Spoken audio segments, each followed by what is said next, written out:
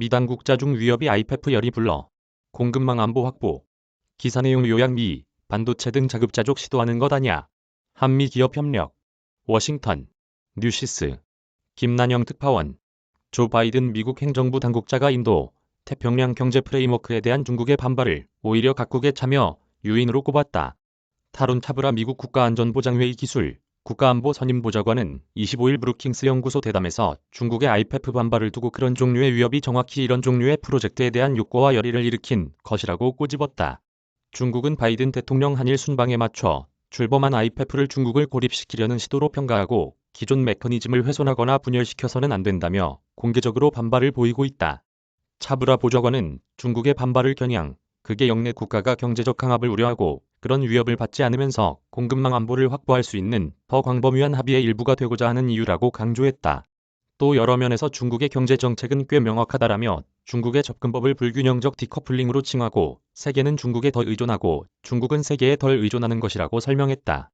차브라 보좌관은 이런 접근법에서 인도, 태평양 영내의 일정 수준의 경제적 안보를 확보하고 뒤처지거나 중국의 정책에 취약한 상태로 남지 않기를 바라는 열의가 있다라고 분석했다. 또 미국은 중국과 여전히 매우 큰 교역 관계를 맺고 있다라고도 강조했다. 아울러 국가안보 분야에서 중국의 기술 이전 시도 등 특정 영역에 초점을 맞추려는 게 자국이 추구하는 일이라고 했다.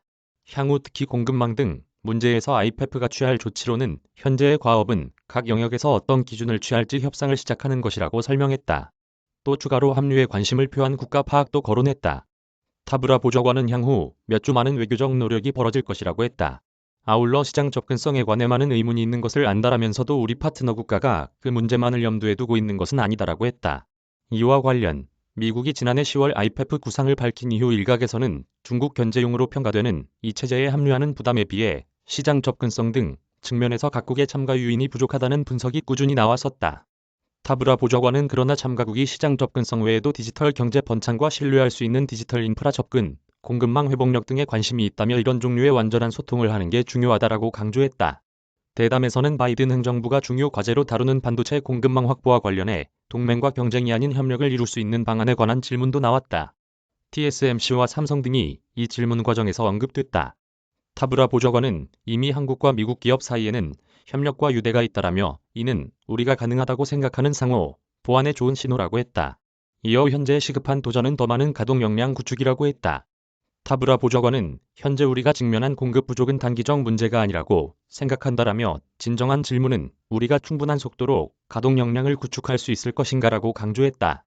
그는 모든 것을 이곳에서 만들고 자급자족 국가를 향하기 시작하는 게 미국이 하고자 하는 일이라는 오랜 오해가 종종 여전하다라며 이는 불가능한 일이라고도 말했다. 이어 우리가 진정하고자 하는 일은 더욱 회복력을 갖추고 동맹 및 같은 생각을 가진 파트너 국가와 상호 의존하는 것이라고 말했다. 그는 이날대로 수출 통제와 관련한 한국과의 협력을 거론하기도 했다. 이메일 주소